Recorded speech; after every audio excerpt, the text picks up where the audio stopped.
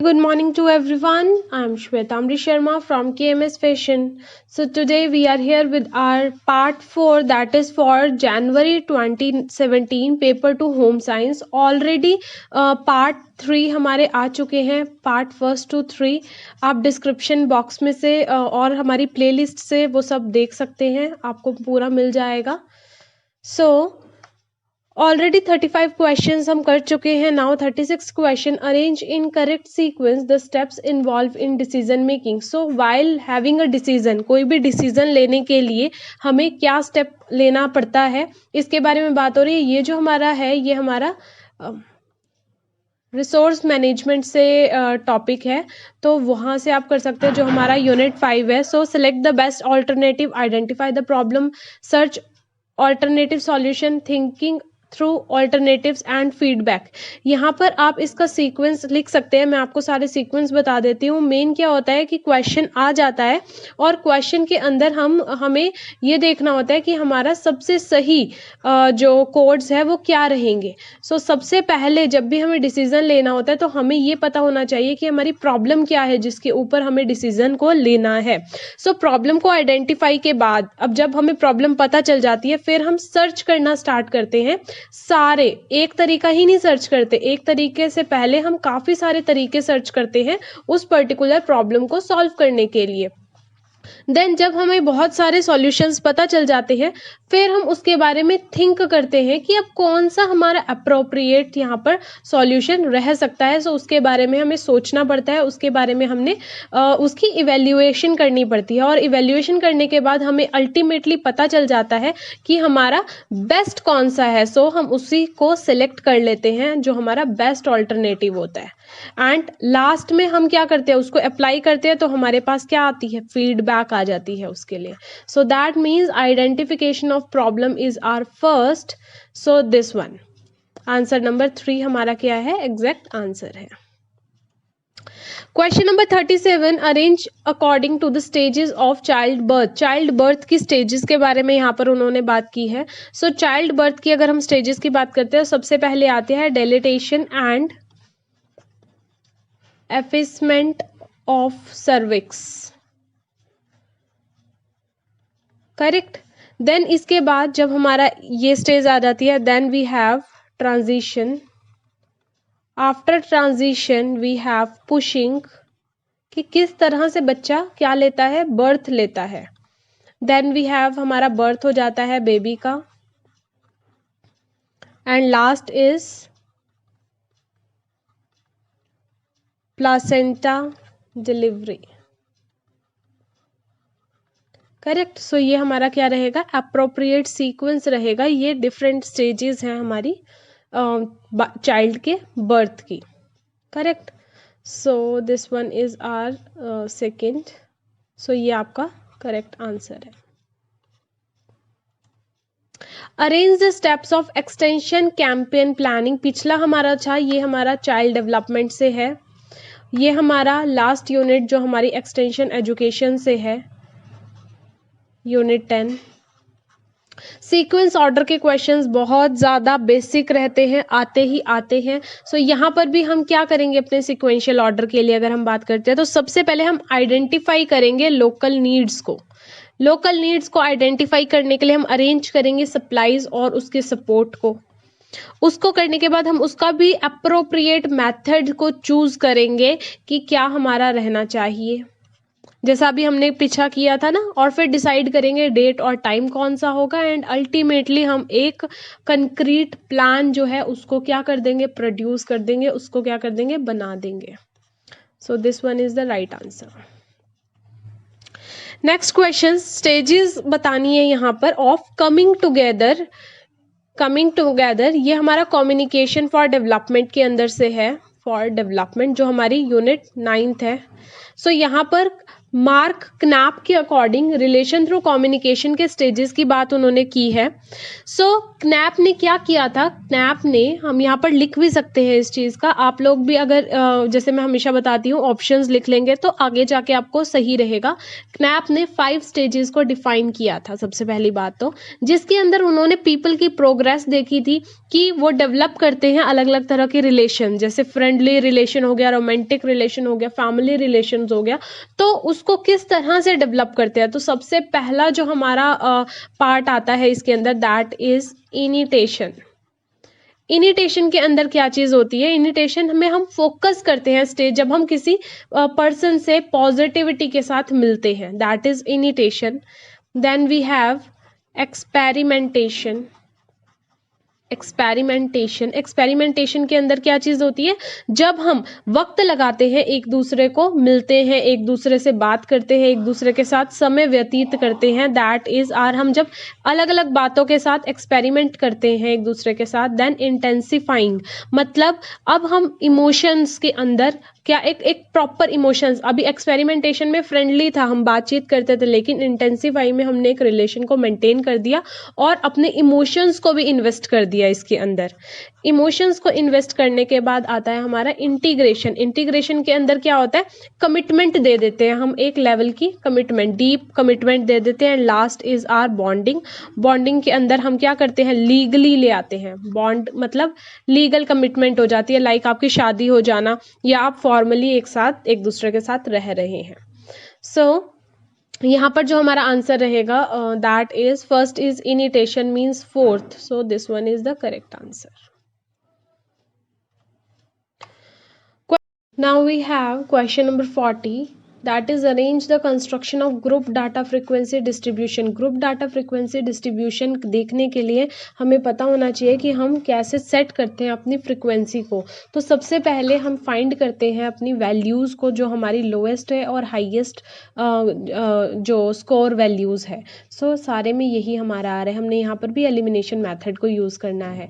तो जब हमें लोएस्ट और हाईएस्ट स्कोर्स पता चल जाते हैं, मान लो किसी में भी ये लोएस्ट और हाईएस्ट, तो हम क्या निकाल सकते हैं, उसकी रेंज के बारे में पता कर सकते हैं। तो रेंज पता होते ही हमने अपना एलिमिनेशन मेथड यहाँ पर इस्तेमाल कर देना है।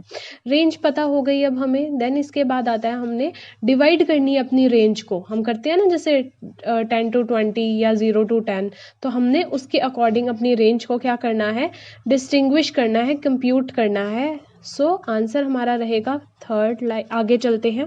उसके बाद फिर हमने अपने पॉइंट्स देखने हैं कि लोएस्ट इंटरवल्स कहाँ से शुरू होना चाहिए। जब हमने रेंज के अंदर डिपिक्ट कर दिया तो अब मेरे को पता चल जाएगा कि मेरे को 0 से शुरू करना है या फिर 10 से शुरू करना है।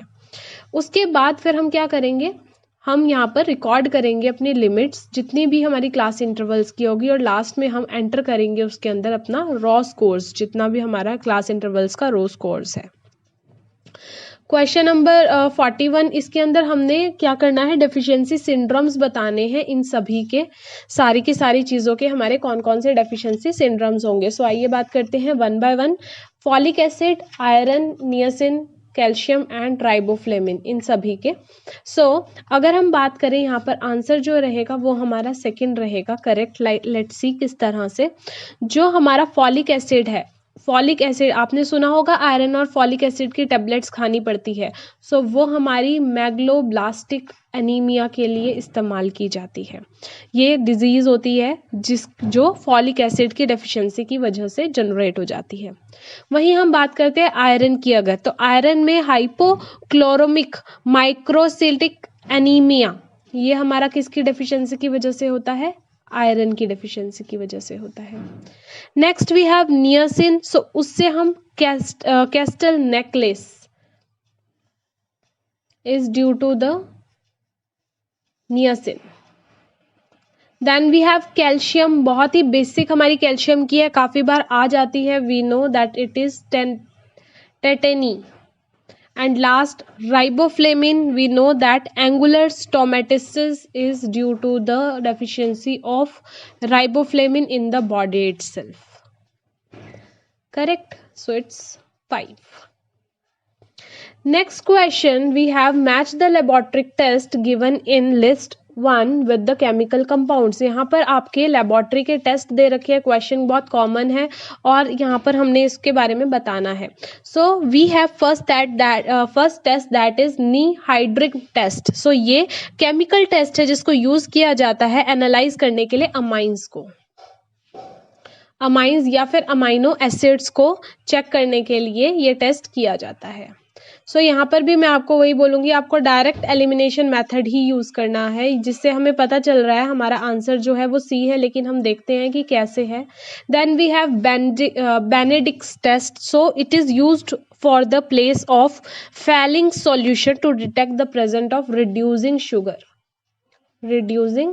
Sugar. Then we have Kegdal's test that is determine the nitrogen content in inorganic compounds। के अंदर नाइट्रोजन का क्या कंपाउंड कंटेंट है। Then iodine test is for the presence of iodine as well as starch we can say in our unsaturated fat we can say।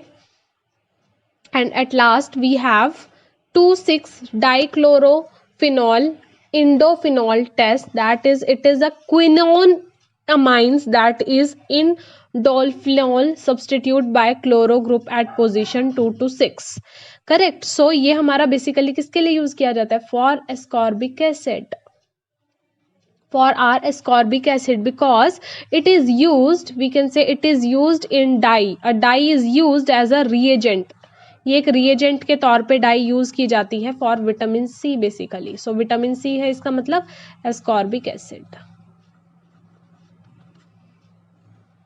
आप direct इन questions को इनको as it is लिख के भी याद कीजिएगा, तब भी कोई ना कोई एक ऑप्शन आपका सिमिलर हो सकता है और आप एलिमिनेशन मेथड से आंसर सही कर सकते हैं। Correct. Then we have match the given names with the theories of management. So इन लोगों ने थ्योरीज दी है मैनेजमेंट की, डिफरेंट थ्योरीज दी है मैनेजमेंट की। लेट्स सी हम बात करते हैं। सबसे पहले ज्यूरेन ने क्या चीज दी है, अगर हम यहाँ पर देखते हैं कि इन्हीं, अब यहाँ पर एक्स्ट्रा दे रखे हैं तो आपने इनके साथ ही मिलाने की कोशिश करनी है। अच्छा, अगर हम यहाँ पर बात करें टेलर की, तो टेलर क्या है? टेलर, FW टेलर, उसको क्या बोला जाता है? इनको कहा जाता है father of, you can right, scientific management.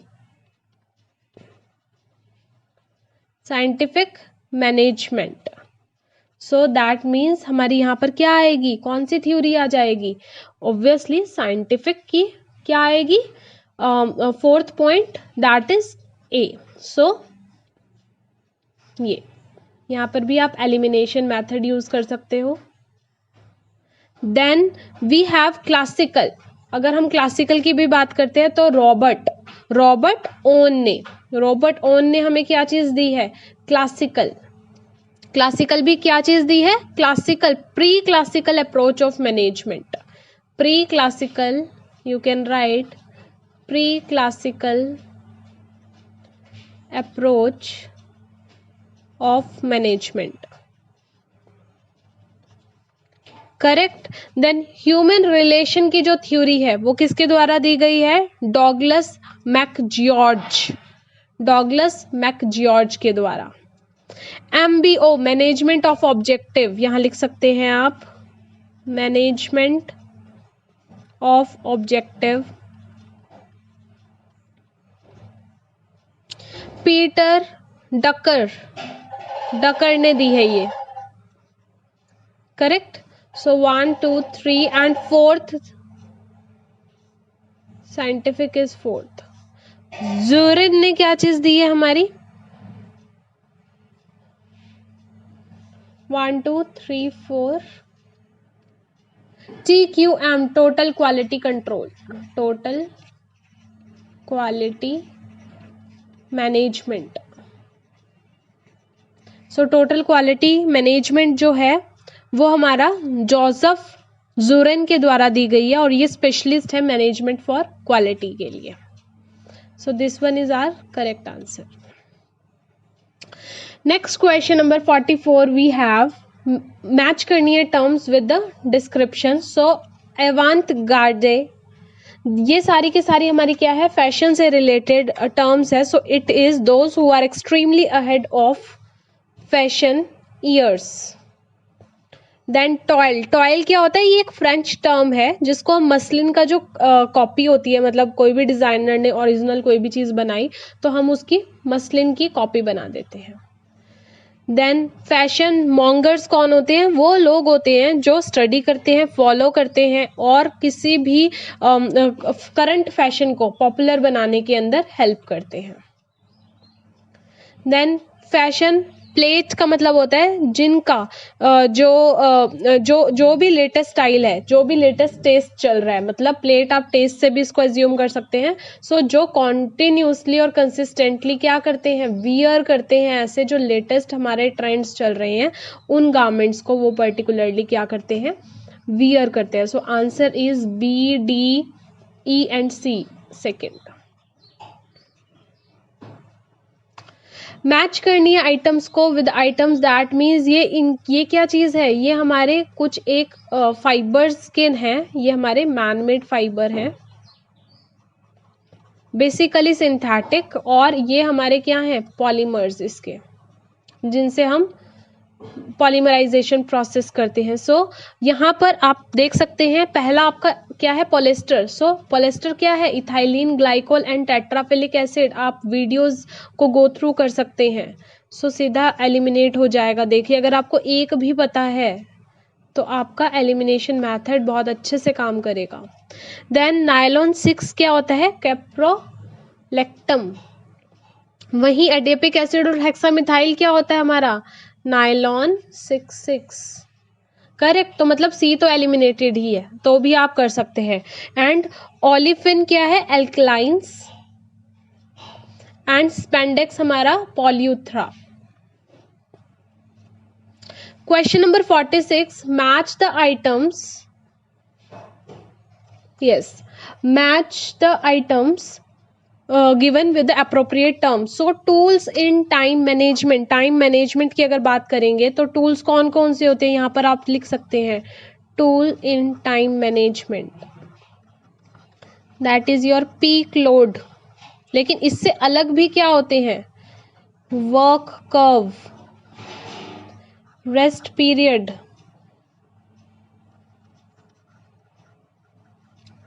And your work simplification. तो यहां पर इसमें क्या आ रहा है हमारा? पीक लोड्स आ रहा है।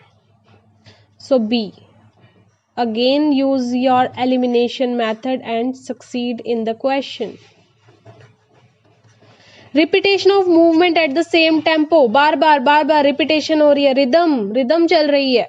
मोशन और टाइम स्टडी क्या चीज है? पाथवे चार्ट है। और टिश्यू फिजिकल एम्पावरमेंट हमारा क्या है? एक फिजियोलॉजिकल फटीक है। Match the concept with its characteristics. So ये हमारे कुछ एक कंसेप्ट्स हैं जिसको मैच करना है। So first is catharsis. What is basically the catharesis is? It is purification, और हम यहाँ पर कर सकते हैं इसको, कैथारसिस का मतलब क्या होता है? जिसमें हम प्योरीफाई करते हैं या प्योरोगेट करते हैं इमोशंस को, प्राइमरली थ्रू आर्ट। आर्ट के थ्रू इमोशंस को क्या करते हैं? प्योरीफाई करते हैं, प्योरीफाई करते हैं। ठीक है। सो इसका जो करेक्ट ऑप्शन है that is venting an emotion, venting an emotion, क्योंकि हम प्योरीफाई कर रहे हैं इमोशंस को। Correct. Then we have next that is tabula rasa. So ये एक एब्सेंस है, जब हमारा कोई भी एब्सेंस रहता है, चीज प्रेजेंट नहीं होती, ना आइडियाज प्रेजेंट होते, ना गोल्स प्रेजेंट होते माइंड में। मतलब क्या है? ब्लैंक स्लेट है, क्लीन स्लेट है, खाली स्लेट है आपकी, क्योंकि कोई आइडियाज ही नहीं है।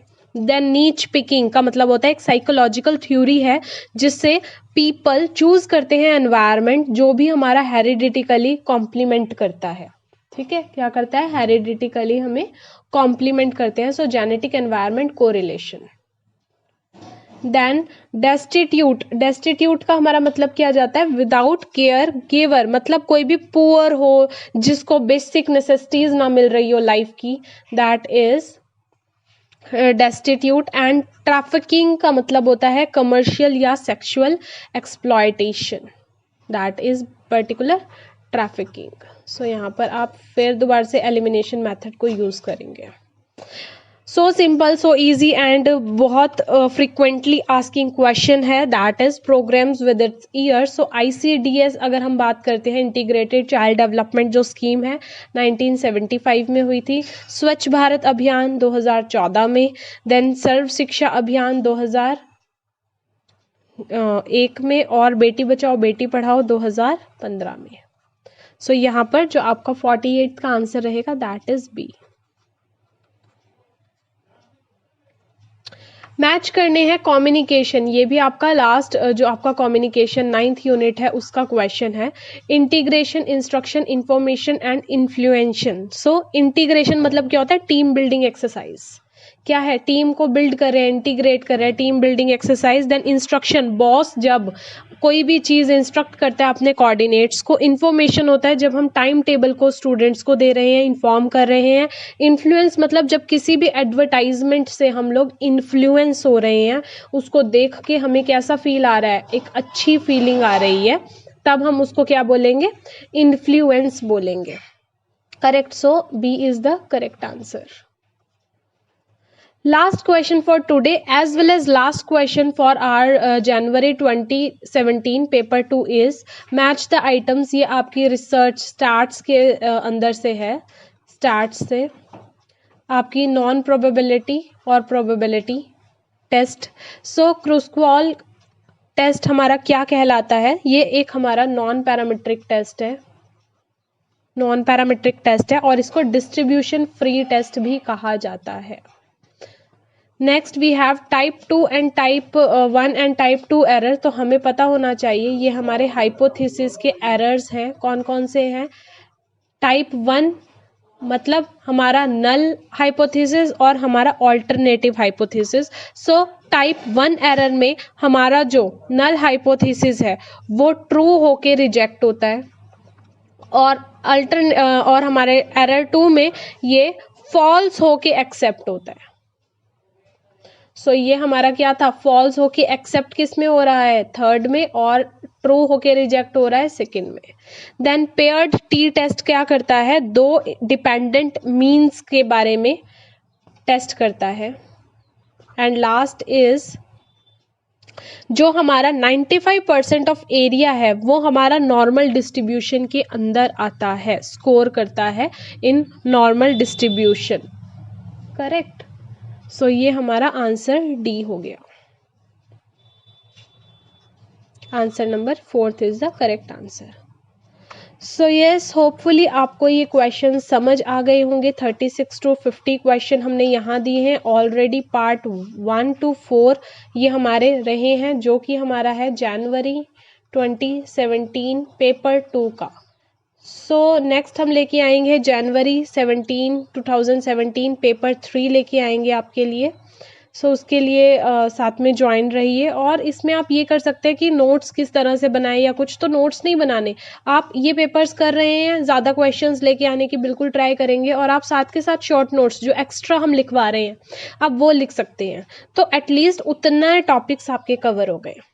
सो ज़्यादा से ज़्यादा वीडियो को शेयर कीजिए, लाइक कीजिए, सब्सक्राइब नहीं किया तो सब्सक्राइब ज़रूर कीजिए ताकि आगे की नोटिफिकेशन आपको मिलती रहे time to time. Till then take care, have a nice time.